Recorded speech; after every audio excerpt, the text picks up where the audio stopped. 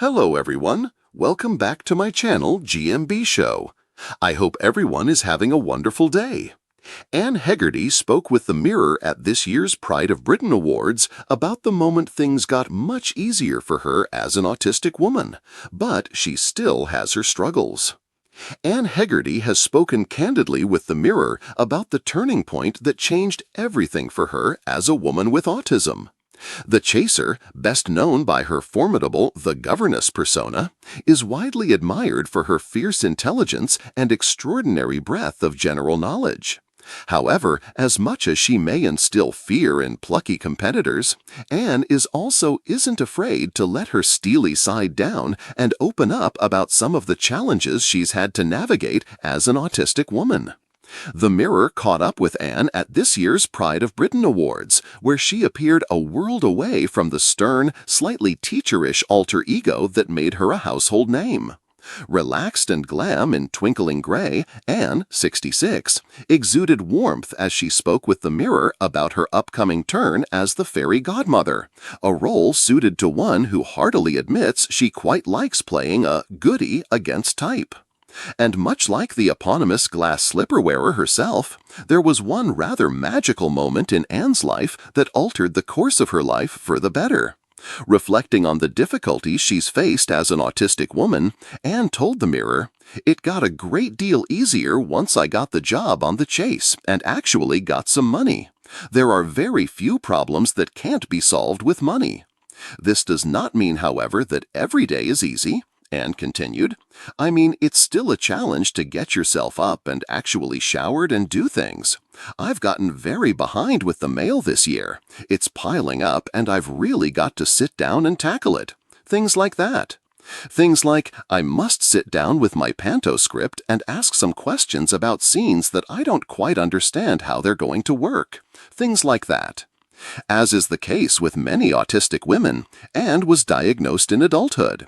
She was 45 years old when, in 2005, she happened across a program about children with autism and recognized many of their behaviors in herself, including sensory issues, difficulties completing chores, and dealing with loud noises during periods of stress.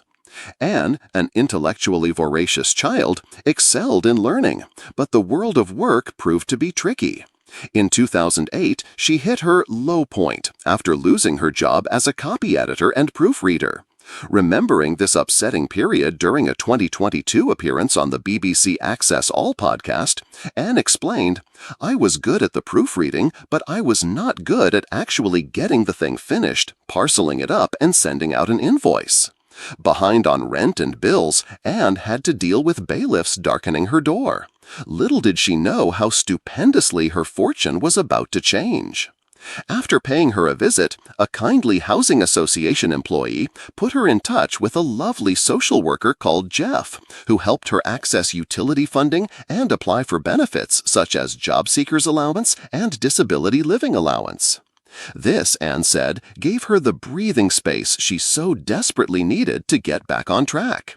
Around 1 year later, Anne began to find her feet as a professional quizzer, and while attending the Quizzing World Championships, opportunity knocked when she ran into a certain Mark the Beast Labette, who tipped her off about a then brand-new quiz show called The Chase. When auditions were held for new chasers for the second season, clever Anne didn't hesitate. Nowadays, Anne appears in her element as she mingles with fellow celebs on the red carpet, having forged a phenomenal career out of her infectious love of knowledge. Concluding her chat with the Mirror, Anne grinned. "It's been a good year. They're all good years." As a child, she would memorize books word for word, fixate on complex puzzles, and recoil from loud noises or chaotic crowds. Yet no one had ever offered her an explanation, just labels. Difficult, odd, too blunt. Life became a balancing act of masking her true self, especially as she carved a career in journalism and later television. But it wasn't until 2003, while sitting in her tiny London flat surrounded by unopened mail and half-eaten takeaway containers, that everything came to a head. Anne had been struggling. The world had become too loud, too fast, too overwhelming. Tasks like opening bills or replying to simple emails felt like climbing Everest in flip-flops. She wasn't lazy, she wasn't irresponsible, but her brain refused to cooperate. One afternoon, after missing yet another freelance deadline, she broke down and did something she'd never dared before. She asked for help. A quiet visit to her GP led to a referral, and soon after, she found herself sitting across from a specialist. She still remembered the beige walls, the scratchy chair, and the polite but firm voice that delivered the sentence that would change her life. "Anne, you're on the autism spectrum." The words hung in the air like thunder, and then relief.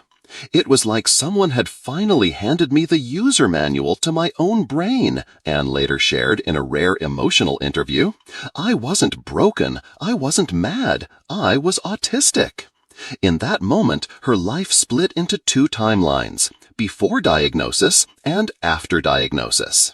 The diagnosis didn't magically solve everything, but it gave her understanding, it gave her tools, and, most importantly, it gave her peace.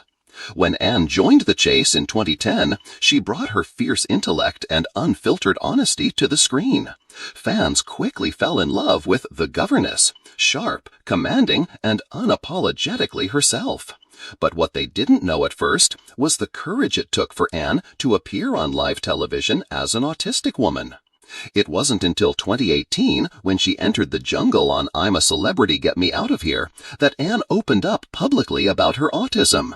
With millions watching, she faced fears that once paralyzed her: lack of routine, constant noise, social interactions, and emerged as a national treasure. She said, "I wanted people to see that autism doesn't look one way. We're all different, and we're capable of so much more than people think." Since then, Anne has become a beacon of advocacy, using her platform to shatter stereotypes and encourage late-diagnosed women to seek answers.